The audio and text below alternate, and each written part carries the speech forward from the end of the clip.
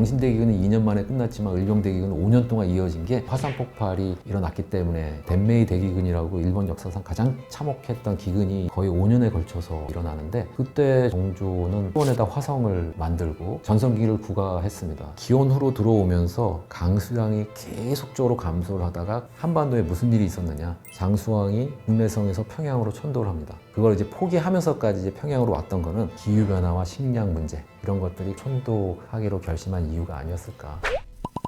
네, 안녕하십니까. 서울대 지리학과에서 생물지리학과 고기후학을 강의하고 연구하는 박정재라고 합니다. 최근에 제가 한국인의 기원이라는 책을 썼습니다. 지질시대 이름인데요, 신생대, 중생대, 고생대 뭐 이런 말을 많이 쓰는데, 중생대는 이제 공룡들이 막 살던 그런 시기고, 밖에서 운석이 떨어져가지고 공룡이 멸종한 다음에 신생대로 들어오는데, 신생대는 제3기하고 제4기로 이루어집니다. 제3기는 따뜻했던 시기고 제4기는 이제 추웠던 시기, 우리가 흔히 빙하기라고 부르는 시기고, 근데 빙하기가 뭐 항상 추웠던 건 아니고, 빙하기 내에서도 상대적으로 따뜻했던 간빙기들이 이제 30차례 가까이 있었고, 상대적으로 추웠던 빙기가 또 30차례 가까이 있었는데, 간빙기, 빙기, 간빙기, 빙기만 이제 교차하면서 기후가 다른 모습으로 나타난 거죠, 지구상에서. 제4기를 또 플라이소세와 홀로세로 나눠서 지칭을 하거든요. 플라이소세는 258만 년 전부터 제4기의 시작을 얘기를 하는데, 11,700년 전까지 굉장히 긴 기간이죠. 이 시기를 모두 통틀어서 플라이소세라고 부르고, 11,700년 전부터 우리가 살고 있는 현 시기까지 10,000년 넘는 시기를 홀로세라고 얘기합니다. 그러니까 홀로세는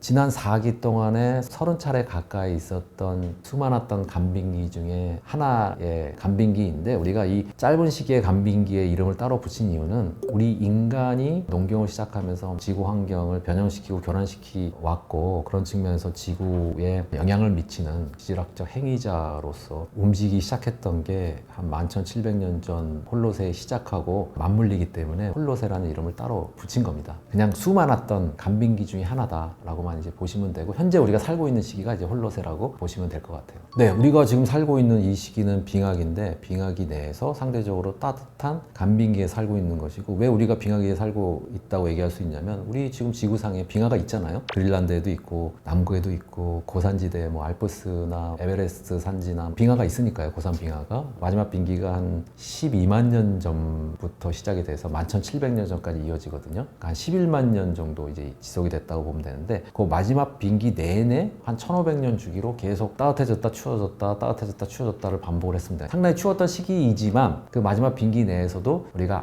아빙기, 간빙기 뭐 이런 식으로 또 구분을 해요. 아빙기가 왔던 이유를 이제 연렴순환의 교란에서 찾는 거죠. 1,500년마다 연렴순환의 교란되면서 아빙기가 왔고, 지구에 빙하가 크게 있으면은 순간적으로 녹을 때, 그때 대서양 연렴선의 교란이 됐으니까 빙기 때부터 쭉 있었던 거예요. 근데 그 홀로세 초기에는 빙하가 그대로 남아 있었거든요. 많이 녹을 때마다 이제 교란이 된 거고, 홀로세 기후 최적기로 가면은 빙하가 거의 다 없어집니다. 빙기 때부터 이어져 온 빙하가 거의 다 사라져가지고, 이제 거기서부터는 대서양 연렴순환의 교란이 큰 영향을 못 미친 거죠.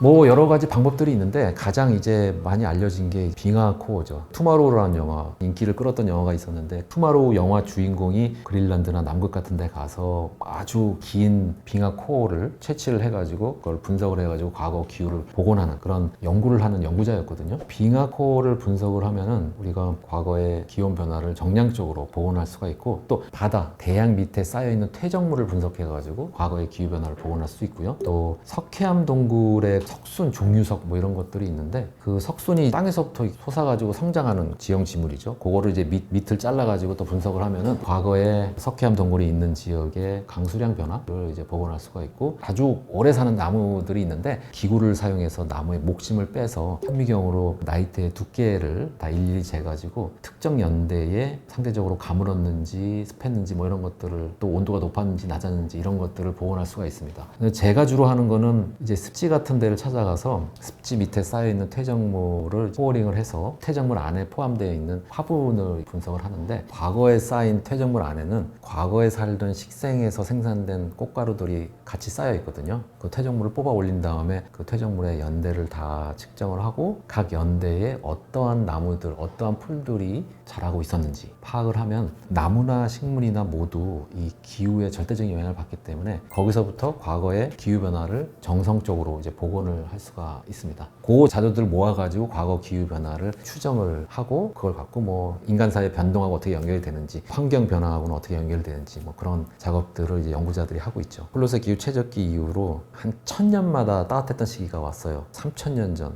2000년 전, 1000년 전 이렇게 온난화 수빈했던 시기가 있었거든요. 지금도 자연적으로도 따뜻한 시기가 맞습니다. 지금 지구 온난화 때문에 온도가 더 오르고 있지만 자연적으로 놔둬도 따뜻한 시기가 맞고 1000년 전에는 중세 온난기라는 따뜻한 시기가 있었고 2000년 전에도 로마 온난기라는 따뜻한 시기가 있었고 3000년 전에는 청동기 최적기라는 따뜻한 시기가 있었어요. 근데 그 1000년마다 따뜻한 시기가 있었고 그 사이사이는 이제 상대적으로 서늘한 시기였죠. 서늘하고 건조한 시기. 특히 이제 조선시대는 소빙기에 딱 겹치는데 그 소빙기 시기는 지금보다 확실히 한랭하고 건조했습니다. 그러니까 지금보다는 안 좋았죠. 지금의 지구온난화의 문제는 온도가 오르고 있는 게 문제가 아니고 온도가 너무 빨리 오르고 있는 게 문제예요. 온도가 오르고 있으면 뭐 천천히 오르면 좋죠. 사실 거기에 적응만 할 수 있다면 거기서 얻을 수 있는 것도 있는데 온도가 너무 빨리 오르고 있기 때문에 거기에 인간이건 동물이건 식물이건 다 적응에 어려움을 겪고 있는 겁니다. 온도가 빠르게 올라가다가 어떠한 임계점이라도 통과를 하게 되면 그 다음에는 또 엄청나게 다른 또 기후 환경이 나타날 수도 있기 때문에 그것도 사실 걱정거리고요. 그 조선시대에 보면은 소빙기 때 기근들이 몇 차례 있었는데 가장 이제 많이 알려져 있는 기근이 경신대기근이라고 하는 거죠. 1670년에 경신대기근이 있었고 그 이후에 또 을병대기근이 있었습니다. 경신대기근은 한 2년 정도 지속이 됐고 을병대기근은 한 5년 지속이 됐는데 그 대기근이 일어났을 때의 상황을 보면은 발생 원인이 주로 이제 흑점수와 화산 폭발 이 두 가지 요인과 관련이 있는데요. 흑점수하고 화산 폭발이 어떻게 기후에 영향을 주는지 또 간단하게 설명을 드리면은 태양의 흑점수가 줄어들게 되면은 지구로 들어오는 태양 복사 에너지량이 조금 줄어들면서 약간의 태양 복사 에너지가 줄어드는데 기온을 조금 많이 떨어뜨리는 경우가 있습니다. 지구의 온도는 떨어집니다. 그리고 또 두 번째 이제 화산 폭발도 이런 조선 시대에 기후에 많은 영향을 미쳤는데 화산이 폭발하게 되면 화산의 그 분화구에서 이산화황이 많이 방출이 되거든요. 그 이산화황이 대기 중에 수증기랑 결합을 해서 황산 에어로졸 막이 만들어지는데 지구로 들어오는 태양 복사 에너지를 지표에 도달하지 못하게 하고 이제 우주로 다시 돌려보내는 거죠. 반사시켜서 지구의 온도가 떨어집니다. 그래서 화산 폭발이 많이 발생을 하거나 태양 흑점수가 줄어들거나 그러면 기온이 떨어지고 가물어지는 그런 변화가 이제 조선 한반도에 있었는데 경신대기근 때는 흑점수가 확 감소하던 때 우리가 이 시기를 이제 몬더 극소기라고 얘기하는데 몬더는 천문학자의 이름이고요. 극소기는 흑점수가 적었던 시기를 이제 극소기라고 얘기합니다. 몬더 극소기에 이제 경신대기근이 있었고 을병대기근도 마찬가지로 몬더 극소기 내에 있었던 대기근이 인데 거기에 더해가지고 화산도 큰 화산도 폭발했어요. 을병대기근 때는 경신대기근은 2년 만에 끝났지만 을병대기근은 5년 동안 이어진 게 화산 폭발이 일어났기 때문에 그랬을 거다라고 이제 보고요. 그런 상황이 일어나면서 많은 백성들이 피해를 입었죠. 아사하는 사람들도 있었고 유민이 많이 발생을 하고 화적대도 늘어나고 뭐 이런 사회 문제가 있었습니다. 당시에 경신대기근은 이제 현종 때 발생을 했고 을병대기근은 숙종 때에 발생을 했고 그게 이제 몬더 극소기 때 발생했던 대기근인데 몬더 극소기가 끝나고 흑점수가 늘어나고 화산 폭발이 거의 안 일어나는 그런 시기가 오게 되는데 그 시기가 영조랑 정조가 왕 위에 있던 시기예요. 18세기의 그런 자료를 보시면은 화산 폭발이 거의 안 일어납니다. 그리고 태양 흑점수가 확 늘어나요. 아주 명확하게 보이는데 그러다 보니까 유라시아의 평균 기온이 영종조 시기에 확 늘어나는 게 뚜렷하게 보이는데요. 아무래도 사회적으로 윤택해졌겠죠. 식량이 충분해지니까. 그래서 영종조 같은 경우는 본인의 물론 정치적인 능력도 탁월했겠지만 좋은 기후에 분명 영향을 받았을 것이다 라고 생각을 하고 있고 왜 그런 말씀을 드리냐면 조선 후반기에 호황기가 끝나고 나서 정조의 아들인 순조가 즉위를 하게 되는데 그 순조가 즉위하는 순간부터 흑점수가 크게 감소를 하고 엄청나게 큰 화산 폭발이 빈번하게 또 발생을 합니다. 그래서 대표적인 화산이 이제 탐보라 화산이죠. 탐보라 화산이 1815년에 터지고 나서 그때 엄청난 이산화황이 방출이 돼서 갑작스럽게 온도가 떨어져가지고 그 다음 해 1816년에 유라시아 전역에서 여름이 없는 해가 도래를 하게 되는데 여름이 온도가 낮다 보니까 작물 생산량이 확 감소해가지고 유럽과 미국에서 밀하고 옥수수 가격이 폭등하는 그런 문제가 나타나게 되는데 그때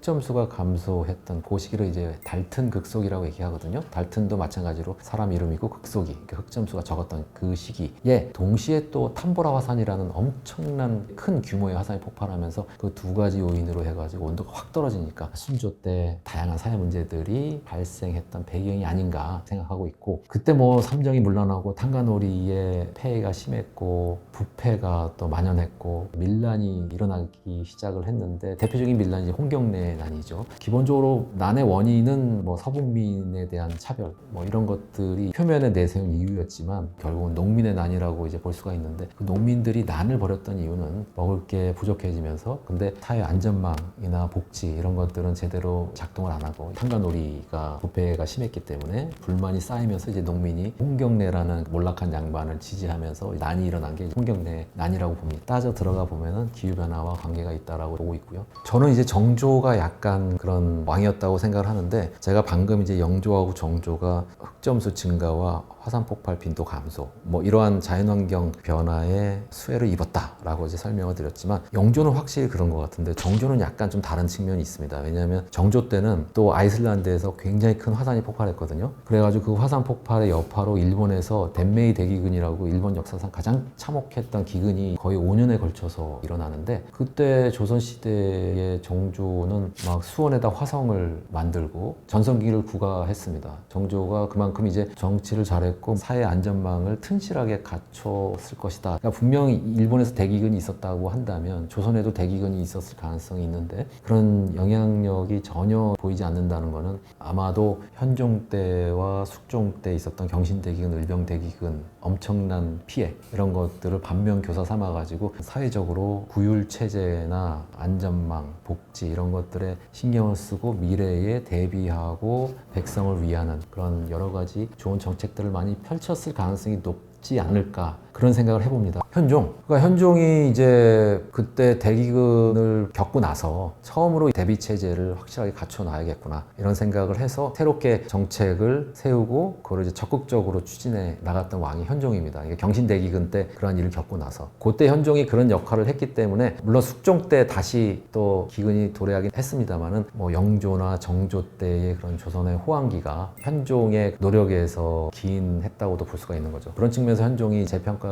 좀 필요하지 않나. 제주도에 동수학이라고 하는 오름이 있는데, 그 동수학 오름의 분화구 안에 습지가 있습니다. 제가 거기서 이제 코어링을 해서 퇴적물을 얻은 다음에 화분 분석을 했는데, 화분 분석을 해서 거기서 과거에 한 4,000년 전부터 지금까지의 기온 변화를 복원을 했거든요. 근데 재미있는 게 한 기원 후로 들어오면서 온도가 쭉 떨어지기 시작합니다. 대략 한 기원전 200~300년 전부터 0년까지 기후가 이제 온난 수분함을 유지하면서, 그 당시에 한반도에서는 위만조선이 강성함을 유지하고 나라가 이제 잘 나갔었는데, 그때 한나라가 또 강했던 그런 시기죠. 우리가 로마 온난기라고 부르는 시기입니다. 그 로마 온난기가 끝나고 기원 후로 들어오면서 지속적으로 온도가 떨어집니다. 근데 그 온도가 떨어지는 게 피크에 달하는 시기가 한 420년에서 430년 사이예요. 근데 제주도 자료만 그런 것을 보여주는 게 아니고 중국의 석순 자료도 굉장히 유명한 기후 변화 복원 자료가 있습니다. 그 사이언스에 나온 데이터인데 3,000회 가까이 인용이 될 정도로 그 동아시아의 홀로세의 과거 기후 변화를 보여주는, 물론 이제 기온은 아니고 강수량을 보여주는 자료입니다만은 기후 변화를 보여주는 대표적인 데이터가 있는데, 그 데이터에서도 아주 똑같은 변화 모습을 보여주는데, 기온 후로 들어오면서 강수량이 계속적으로 감소를 하다가 강수량이 가장 감소했던 그 시기가 420년에서 430년 사이예요. 그때 한반도에 무슨 일이 있었느냐? 장수왕이 국내성에서 평양으로 천도를 합니다.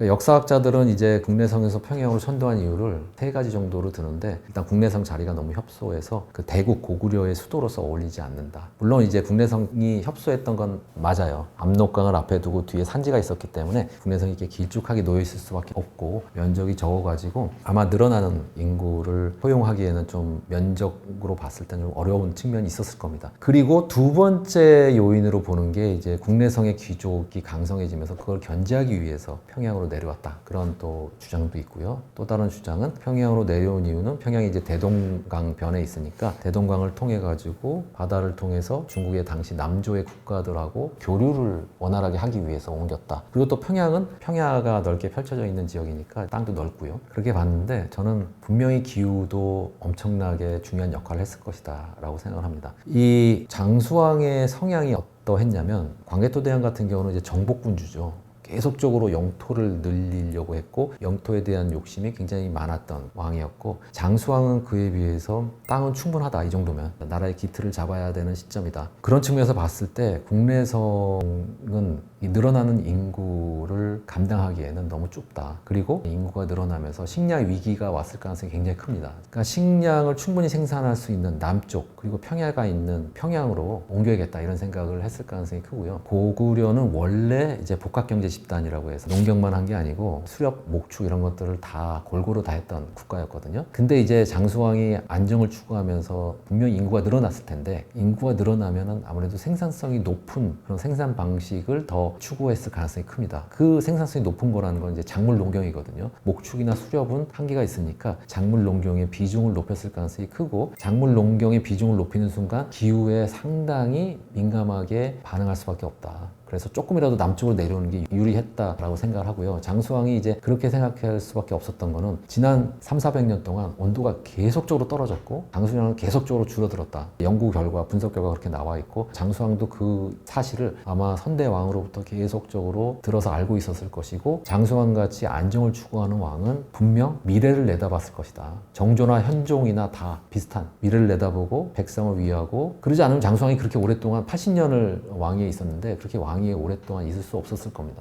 우리나라 역사에서 굉장히 중요한 역사적 사건이라 볼 수 있는데 평양 천도라는 게 평양으로 천도하는 순간 사실은 장수왕이 만주하고 연해주의 장악력을 잃을 수밖에 없었습니다. 그걸 이제 포기하면서까지 이제 평양으로 왔던 거는 중국 남조와의 국가 교류, 국내성의 협소한 면적, 국내성 귀족에 대한 견제 뭐 이런 것들도 그 이유가 분명히 있었겠습니다만은 기후변화와 식량 문제 이런 것들이 가장 크게 장수왕이 이제 평양으로 천도하기로 결심한 이유가 아니었을까 그렇게 생각합니다. 고려 시대에도 사실은 기후변화의 영향이 좀 있었는데 고려가 사실은 굉장히 강한 나라였죠. 특히 1000년에서 1200년 사이 우리가 흔히 중세온난기라고 해서 중세온난기가 800에서 1200년 사이를 이제 중세온난기라고 하는데 고려가 이제 전성기를 구가하던 1000년에서 1200년 사이 이때 상당히 기온이 높고 좋았습니다. 기후적으로 환경이 괜찮았다. 그래서 이제 아무래도 식량 생산량이 좀 늘었을 것이고 고려가 이제 강성함을 유지할 수 있었던 그런 시기고 또 중세온난기 때는 송나라가 또 굉장히 강력했죠. 송나라가 물론 면적은 적었지만 위에 거란족하고 여진족 뭐 이런 나라들이 있었기 때문에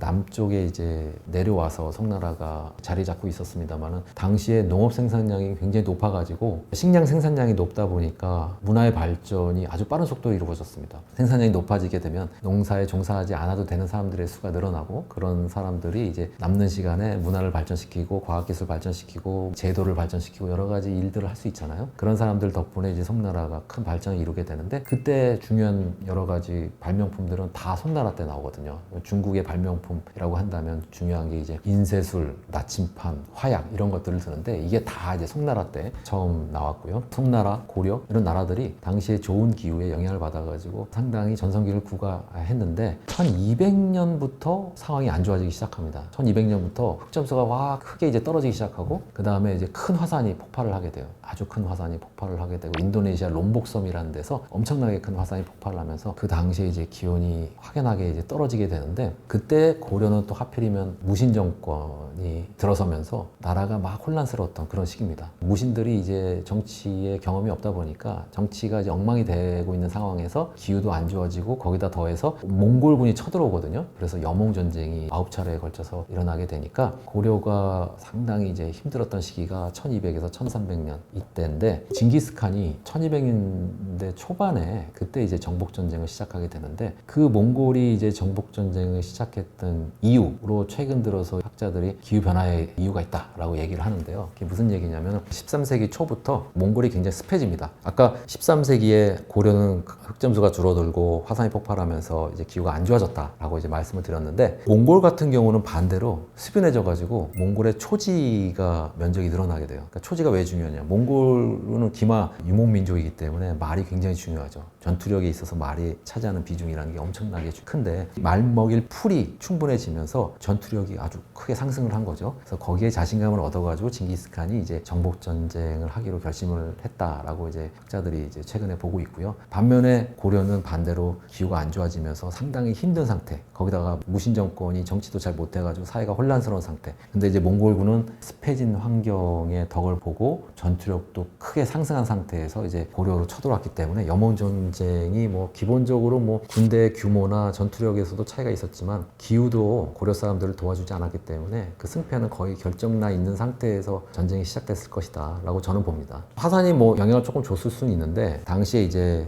흑점이 내려가면서 전반적으로 이제 우리가 흔히 제트기류라고 하는 게 밑으로 내려오거든요. 제트기류가 놓이는 지점에서 보통 강수량이 늘어나요. 그러니까 원래는 좀 북쪽에 제트기류가 있어야 되는데 제트기류가 좀 아래로 내려오면서 몽골 쪽에 이제 강수량이 늘어나는데 물론 화산에 영향을 받았겠죠. 근데 화산은 한번 터지고 나면은 한 2, 3년 정도 영향력이 지속이 된 다음에 끝나거든요. 화산이 연달아 폭발하면 모르겠는데 그래서 화산보다는 흑점이 더 보통 기후변화에 많은 영향을 미칩니다. 홀로세 내내 그랬어요. 그래서 제가 봤을 때는 흑점이 줄어들면서 제트기류가 남쪽으로 더 내려오면서 이제 몽골이 습해졌고 화산도 분명히 영향을 줬겠지만 그래도 저희도 쪽에서 터진 화산이기 때문에 몽골은 조금 위도가 높은 곳에 있으니까 화산의 영향을 덜 받을 가능성이 있고 화산의 영향을 더 많이 받은 고려 같은 경우가 더 기후변화가 조금 심하게 일어났을 것이다 라고 이제 보는 것이죠.